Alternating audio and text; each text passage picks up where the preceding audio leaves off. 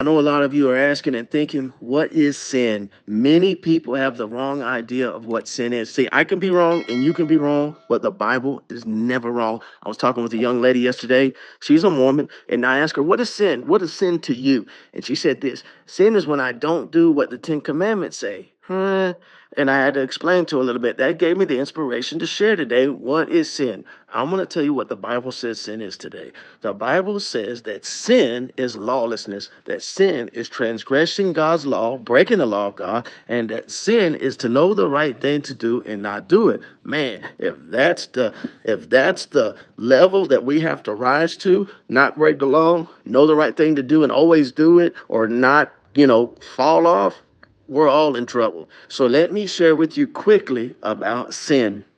So, before I get into this, I got to tell you something about depravity. Depravity is just a big doctrinal word, and all it means is this: that you are as far away from God as you can be, moral corruption, that you're corrupted inside. And we're all born with this nature to sin. I'm from Texas, and right now, I'm not in Texas, I'm in Wyoming. But just because I'm not in Texas, it doesn't make me any less Texan. I'm not eating steak, I'm not eating hamburgers and potatoes. That doesn't make me less Texas. If I eat a bunch of steak or go to a rodeo, that doesn't make me more Texan. Same way with sin. If I sin less or sin more, that doesn't change whether or not I'm a sinner or not. I was born in sin and conceived in iniquity, is what King David said. He said this in the book of Psalms. Now, maybe you're struggling today with sin. So let me share with you something. It's not about your condition, it's about your position. When we're born and we learn what's right and wrong, we now are in a position of depravity, separated from God. Sin, the wages of sin is death. Death is always separation. So, how do we close that gap? How do we get in a right relationship and get out of that position of in relationship of separation and get into the position of righteousness and being right with God? This is a great question because you can't stop sinning. Paul says, now me, sin lives in me. It is no longer I who sin, but the sin that lives in me because he has been changed from a position of depravity to a position of grace.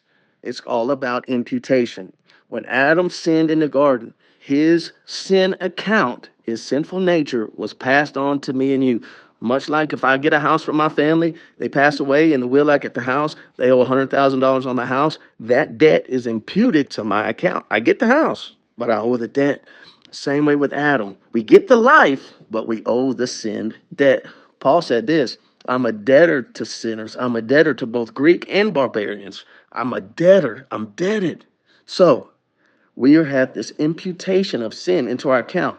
But when Jesus Christ died on the cross and you accept him into your heart as your Lord and Savior, and you start walking in that path in relationship, his righteousness is imputed to us. Now, what is righteousness? Righteousness means I'm just in right standing with God. I can stand in front of God like I've never sinned because sin causes death.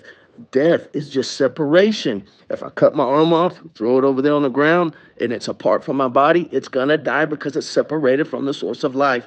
We are in that condition when we're living in sin, walking in sin, and not in a position of righteousness. Now, check this out.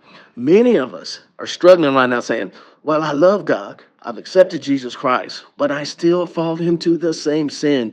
I still know the right thing to do, and sometimes I don't do it. I make mistakes over and over and over. This is a beautiful thing about God. He's sanctifying you. It is a process where he gets your condition, your acts. See, depravity means you're the worst of the worst. You're as far away from God as you can be. No matter how hard you try, no matter how good you live, think about your little old grandma. She does nothing wrong. She hadn't sinned in the last 50 years probably, but if she hadn't accepted Jesus Christ, she's just as far away from God as a serial killer or a rapist, stuck in depravity because that's her position. But when your position changes to being in a relationship with Christ, now God takes that condition. Maybe you lie. Maybe you lust. Maybe you struggle with many sins that a lot of us struggle with. But he gets your condition to slowly but surely, sometimes instantly, line up with your position. This is called the sanctification process. So, again, what is sin? It's to know the right thing to do and not do it. It's to transgress God's law. Depravity is simply moral corruptedness that's being wicked of the wicked, as far away from God as you can be. And when you accept Christ as your Lord and Savior, he takes your position and he lines it up into righteousness, and he begins to get your condition to follow. That's the beautiful thing about God. So, just because I'm in Wyoming doesn't mean I'm any less Texan than I am when I'm in Texas. I'm still a Texan. And when you get saved, and when you accept Jesus Christ, you're still gonna grow and develop. You're not a sinner because of what you do. You're a sinner because of how you were made. You were born in iniquity and sin. It's called the sinful nature. So, man, I hope this video blessed you today. I'm going to share a little bit more on grace, getting your position from being lost and in depravity to grace on my next video. So, I just want to reach out to you one more time about sin. If you are having a hard time today with sin, know this, that he that lives in you is greater than he that lives in the world. He that is in you will overcome. And so when temptation comes, when those thoughts come, starve them out. What do I do with temptation? How do I fight temptation? It's a great question. Anything you give attention to grows in energy. Anything you point your focus on is going to get stronger.